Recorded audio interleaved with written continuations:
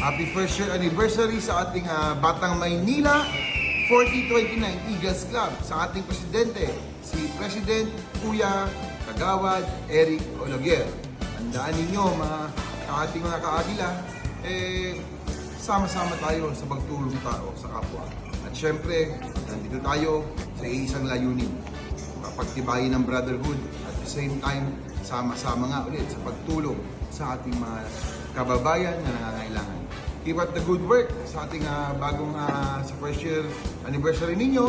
Hangad ko na dumami pa kayo. Again, happy first year anniversary.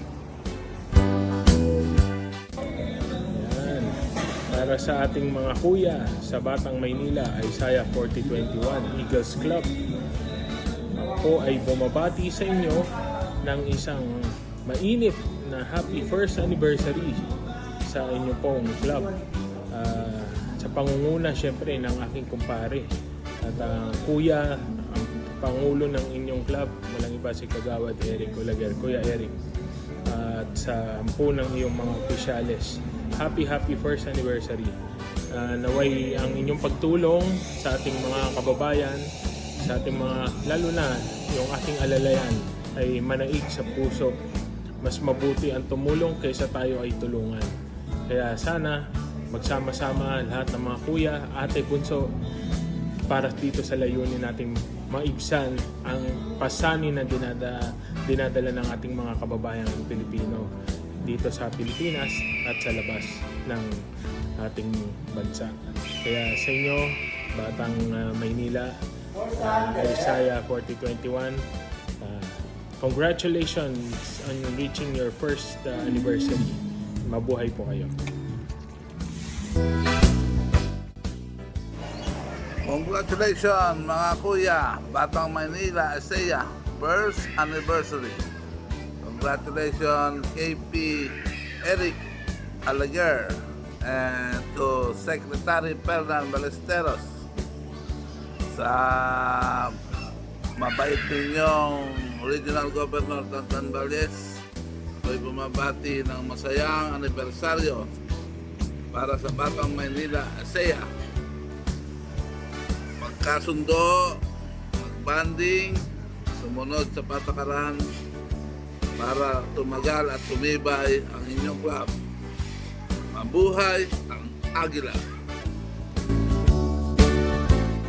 Happy anniversary to Batang Maynila, Isaiah 4029 Eagles Club under NCR 81, especially to Kuya Eric Olaguer at Kuya Sec Fernan Ballesteros. Mga kuya and ate, happy anniversary, first year anniversary sa inyong lahat.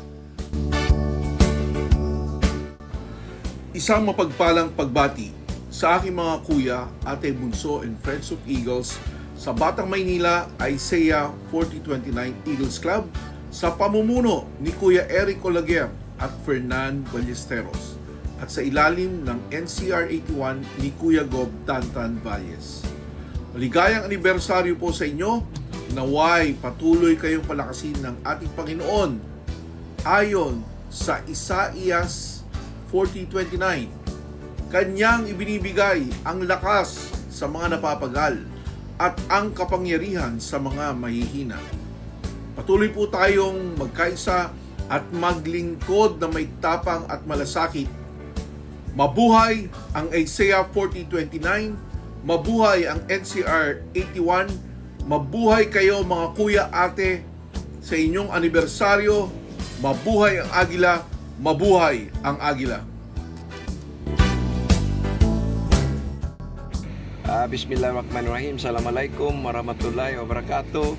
As your past National President of the Fraternal Order of Eagles, Philippine Eagles, the Let's Talk More Action, Kuya NP Nelson Alonso Garapudin, and also the Chairman of Alalayang Agila Foundation, binabati ko po ng maligayang first year anniversary na Batang Maynila, Isaiah 429 Eagles Club under kay Kuya President Eric Olaguer, Vice President Maxi Badilla, Secretary Fernan Ballesteros, kay under kay Kuya Gob Tantan Valles. Congrats mga kuya, first year anniversary. Pumasok po tayo ng Agila ay para tumulong Yun lang po. Maraming salamat po. Mabuhay ang Juan Aguila. Magandang araw po sa inyong lahat.